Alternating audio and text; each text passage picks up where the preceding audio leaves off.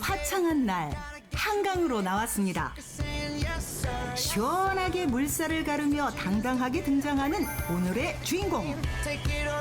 수상스키계에는 넘버원이니까. 수상스키에 이제 타시는 걸 보면 정말 잘 타시니까. 빙판 위에 김연아가 있다면 물 위엔 홍승연이 있다. 물 위에서 펼쳐지는 거침없는 질주 본능. 관성을 거스르는 360도 회전 점프. 키 3배 높이도 가뿐히 점프하는 기술까지 정말 멋집니다. 웨이크보드 몇 년 타신 거예요, 지금? 웨이크보드 탄 지 22년 정도. 나이가 저 29살이요. 29살이요? 22년이라고 쓰지 않았어요? 22년이면 몇 살부터 시작하신 거예요? 7살 때. 네발 자전거보다 수상 스키를 먼저 탔다는 주인공. 수상 경력을 일일이 셀 수 없을 정도인데요. 잘 타는 만큼 가르치는 실력 또한 뛰어나답니다.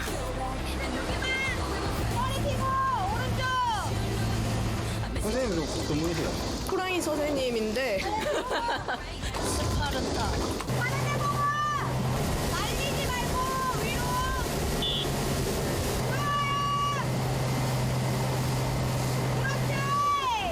웨이크보드 어떤 의미인가요? 너무 당연해서 깊게 생각해 본 적이 없는데요. 그냥 우리가 밥 먹는 거, 숨 쉬는 거랑 똑같은 것 같아요, 저한테. 7살 때부터 수상 스키 외길 인생. 그녀의 인생 이야기를 만나봅니다.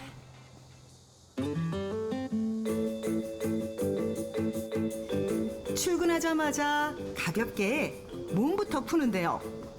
물 위에서 제대로 실력을 발휘하려면 꼭 해야 하는 운동이라는데요. 어릴 때부터 하루도 빠짐없이 매일 해오고 있답니다. 제가 이제 강습하기 전에 이제 몸도 찌뿌둥하고 그러니까 스트레칭 하면서 균형 운동도 조금씩 하고 있어요. 균형 운동은 왜 하는 거예요? 아무래도 제가 이제 청각장애가 있다 보니까 밸런스 운동을 안 하면 좀 감이 떨어져요. 귀 한쪽이 제가 안 들리거든요. 그래서 이제 하나로 2개치 분량을 해야 되니까 조금씩 하고 있어요. 뭐 그냥 특별한 계기가 있어서 그런 게 아니라 그냥 자연스럽게 선천적으로 가지고 있던 거라. 오른쪽 귀는 안 들리고요. 아, 오른쪽은요? 네, 오른쪽 귀가 아예 안 들리고 왼쪽 귀는 보청기 껴요. 운동선수로서 걸림돌이 될 수는 있지만 극복할 수 없는 문제라고는 생각하지 않았답니다. 하는데 힘들지 않아요? 조금 남들보다는 한두 번 더 해야 되는 게 있긴 해요. 1번, 2번 해서 감이 잘 안 오니까 3번, 4번 해서 아, 요거구나. 이렇게 캐치를 하는 편이에요. 균형 감각을 잡아주는 운동을 꾸준히 하는 건 이런 이유 때문인데요. 몸이 어느 정도 풀리고 나면 회원들 맞을 준비를 서두릅니다. 선착장 구석구석을 직접 정리하는데요. 강습하는 내내 한 몸처럼 움직여줄 보트와 물 위에서 발휘되어줄 장비까지 정리하면 준비 완료입니다. 그러면 이 자리에 일단 여기는 어떻게 알고 이렇게 오시게 된 거예요? 검색. 검색? 국가대표 선생님이 친절하게 가르쳐주고 강습도 잘해주시고 피드백도 잘해주신다고 하셔가지고 운동의 기본은 자세인데요. 네가 부상하는 건 할 줄 아니까 선생님이 주행하는 자세를 봐줄 건데 주행하는 사람이 왔다 갔다 하는 방법을 어떻게 해야 왔다 갔다가 잘 되는지 그 방법을 가르쳐줘요. 양쪽 다리 똑같이 그리고 손목도 내려와 있는 게 아니라 손목 수평. 이 상태로 배면 배의 기둥을 보고 주행을 할 거야. 물 밖에서 자세를 잡아준 다음 곧바로 입수합니다. 본격적인 강습은 지금부터 물 위에서 자세를 보며 쉴 새 없이 지시하는데요. 옆에까지 와! 멈춰! 이렇게 되면 안 돼. 아니야! 더 와! 더 빠르게! 넘실거리는 파도를 타고 넘어가는 게 목표인데요. 아예 나가야 돼! 목청 큰 주인공의 속사포 지도에도 아이고. 아쉽게 실패했습니다. 선생님 어떤 분인 것 같아요, 배워보니까? 스파르타. 가르쳐 주는 건 어떤 것 같아요? 잘 가르쳐 주세요. 그쵸?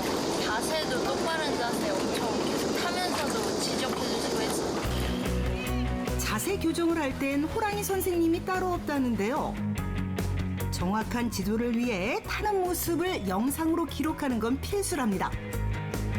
배에서 내리자마자 강습생들을 불러 모으는데요.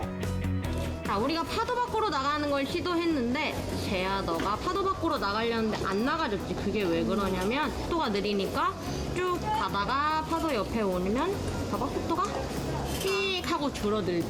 골반이 열려있고 팔이 펴져 있으니까 이동이 수월하지 않은 거야.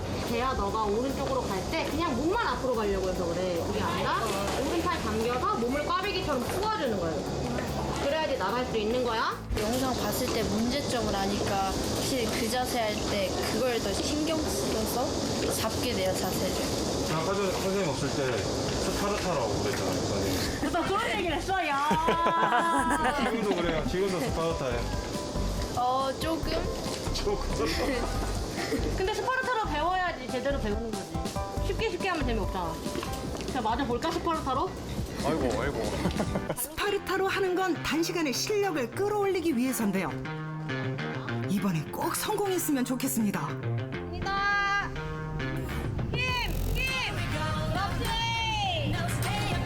사실 완벽한 자세가 아니면 물 위에 뜨는 것조차 쉽지 않은데요.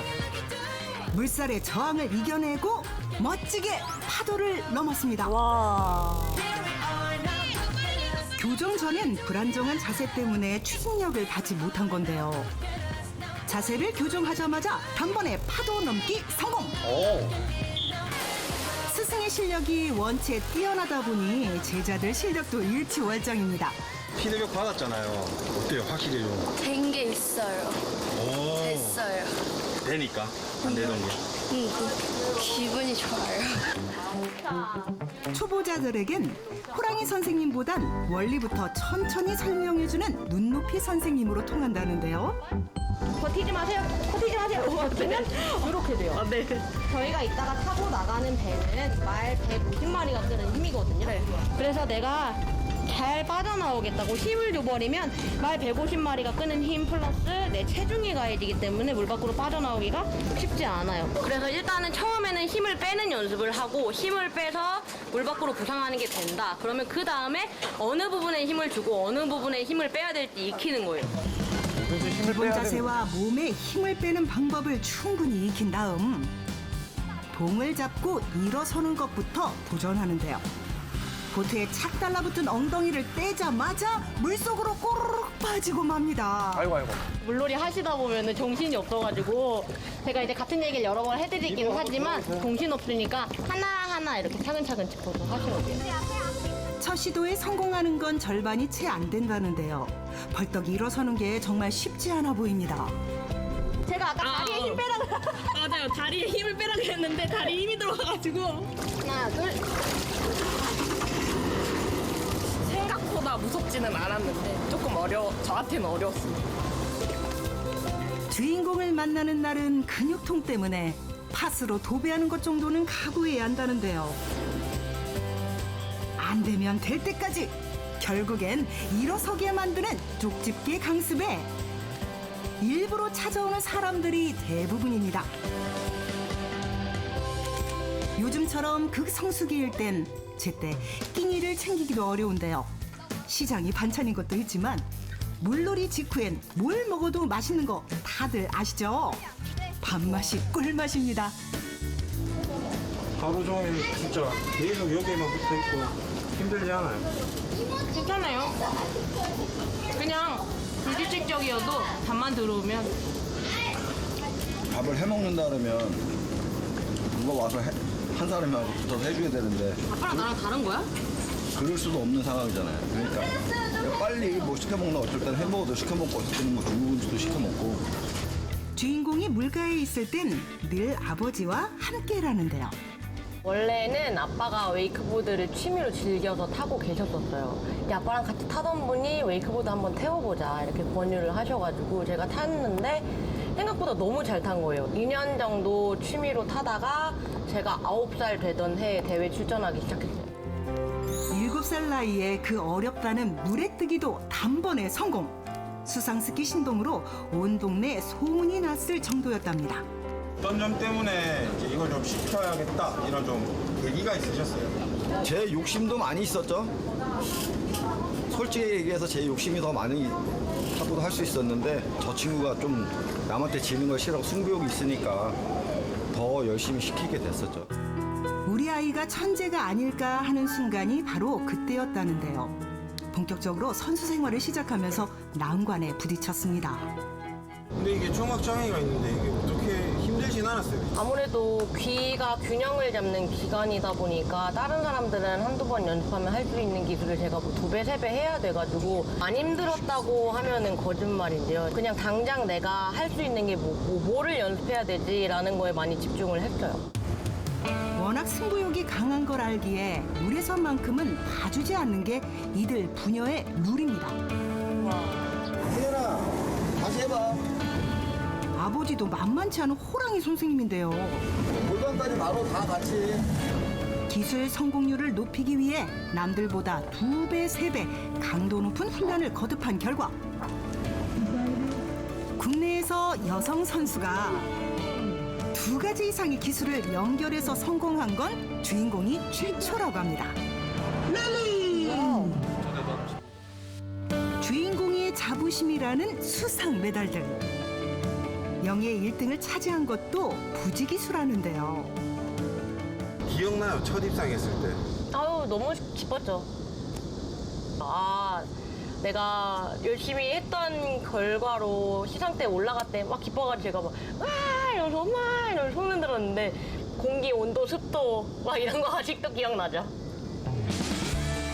15살이라는 어린 나이에 최연소 수상스키 국가대표로 발탁.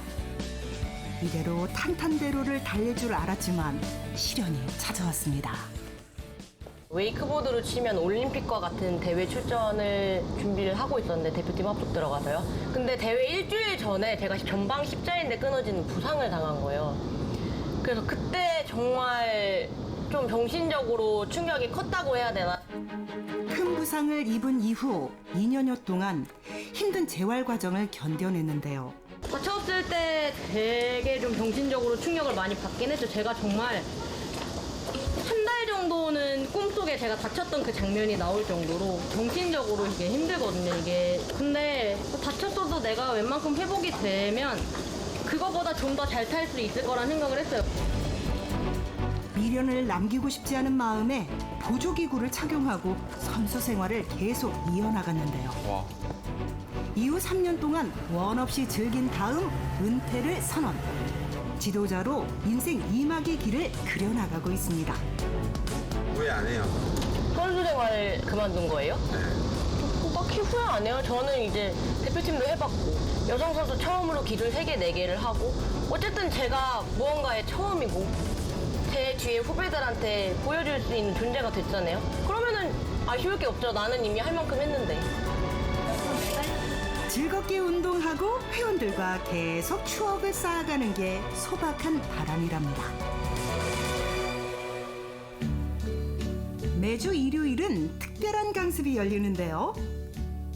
하루 동안 많게는 40~50명의 참가자가 몰릴 정도로 수강 열기가 뜨겁다고 합니다. 수상 교육만 진행하면서 이렇게 저렇게 타세요. 이렇게 노하우를 전달을 해드리는 날이에요. 강습에 재능 기부, 장비 대여는 무료. 보트 운행 비용만 내고 부담 없이 수상 스키를 즐길 수 있는데요. 일요일이라고요? 재능 기부를 해온 지도 올해로 7년째. 지금까지 참여한 인원만 해도 10,000명이 넘는다는데요.